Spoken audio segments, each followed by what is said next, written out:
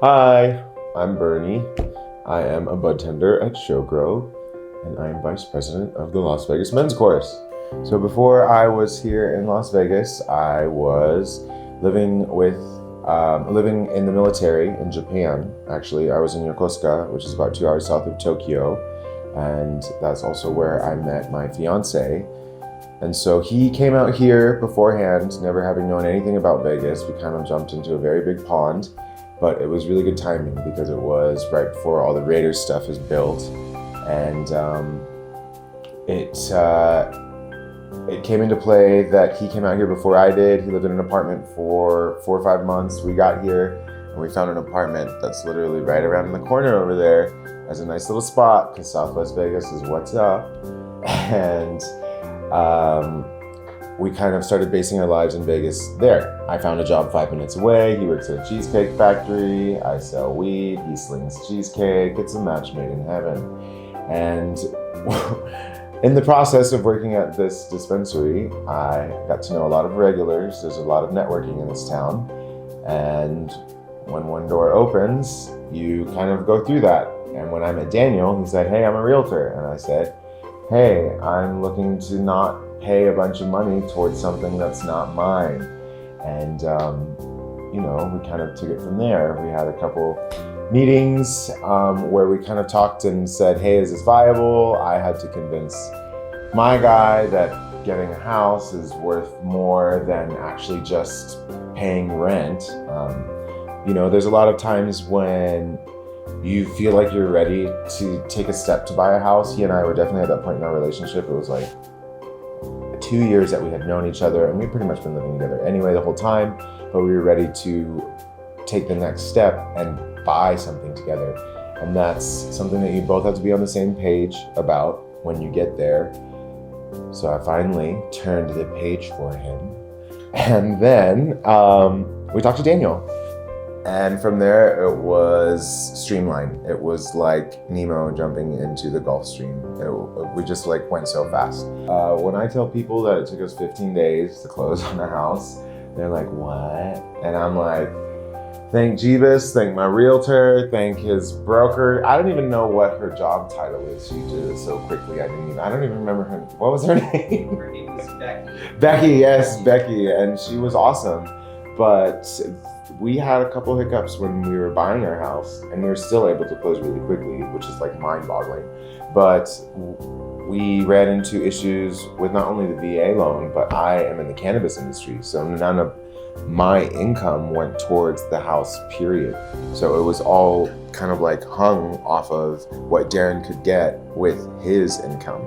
And it's just crazy because I've been making money and I couldn't put really any of that towards the house or put any of that on paper.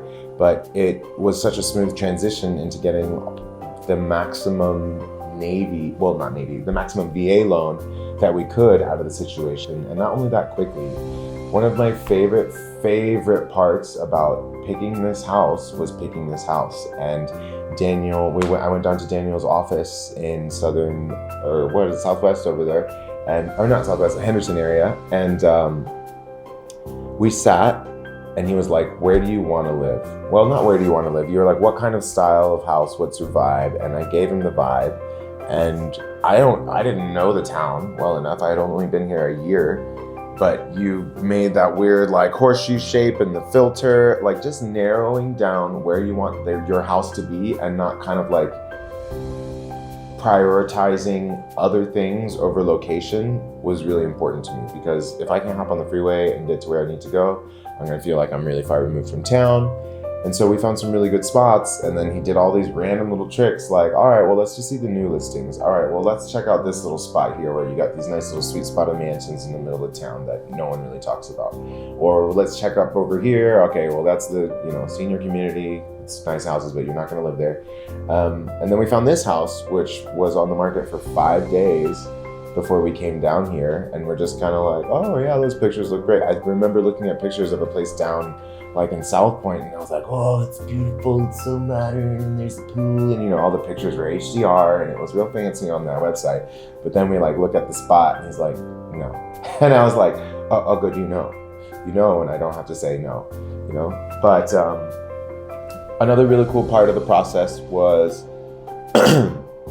I was very transparent about it being my first time buying a house. I was open about, like, hey, we've never lived together and had this property, like we've never invested in something like this before. It was a really huge relationship step.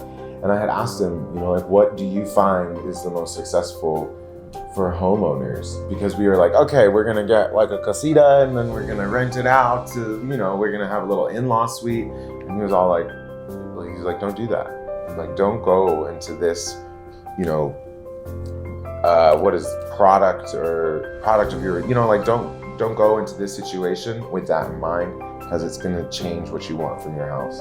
And living here has been such a dream that we had some headaches where we tried to have other people living with us, and that just didn't work out. That is something that, if it's not there for you in that house where you want to create your life, then it doesn't need to be. So, that's a little recursive moment of advice from Daniel. But that helped, and I'm sure if I said, oh, we're just looking to, buy this house, flip it, he would have been like, oh, okay, well, like these here are where you can kind of make your sacrifices when you're making your decision as to buying the house, like, oh, do I need more rooms, yada, yada, yada. And that was very beneficial because, props to Daniel, he's young, but he knows like a lot of advice about housing, and he's got a lot of experience about it. And I think maybe other people might be a little wary of that, but as someone who's worked with him and only him, it's been so easy. So that's what I really appreciate. Three words to describe Daniel. Okay. Enterprising. I'm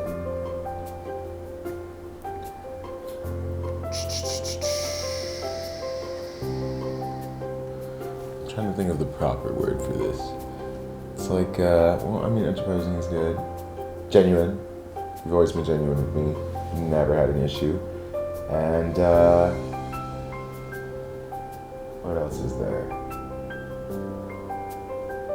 It's like, I'm trying to think of a word for hardworking, tenacious. That's always a good word.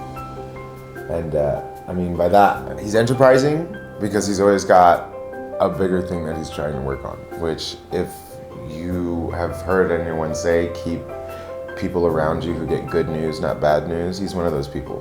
Like, whenever you meet up with him, you're like, oh man, that's great news. Oh man, that's great news. And if there's bad news, it's also coupled with some good news. It's never just setbacks for him. It's always, how can I turn this into something more? And whenever I've reached out to him for something like that, it's just like being in the same room with him, and he'll work on something with you because that's just in his nature. As for, what was the second word I said? Genuine. Oh yeah, genuine. I've never had it. We've sat around and had so many meals and just like chilled. I've met his family, I've met his friends, and it's always been a good time. There's never been a second where I thought I was taking a backseat to his profit.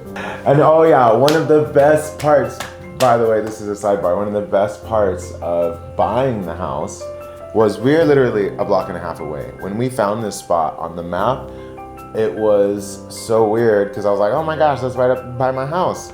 Well, we hop in the truck. What's the name for your truck? We hop in the Mobile office. The mobile office.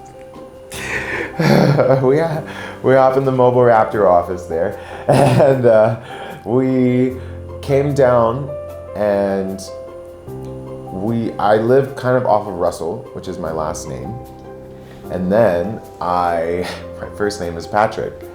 Well, we come down here and we're taking a left, and it's onto Patrick, and I was like, that is such a trip, because 2 days ago my friend asked me, who was in town from Japan, he's like, why don't you live off of Patrick? And I was like, I don't know.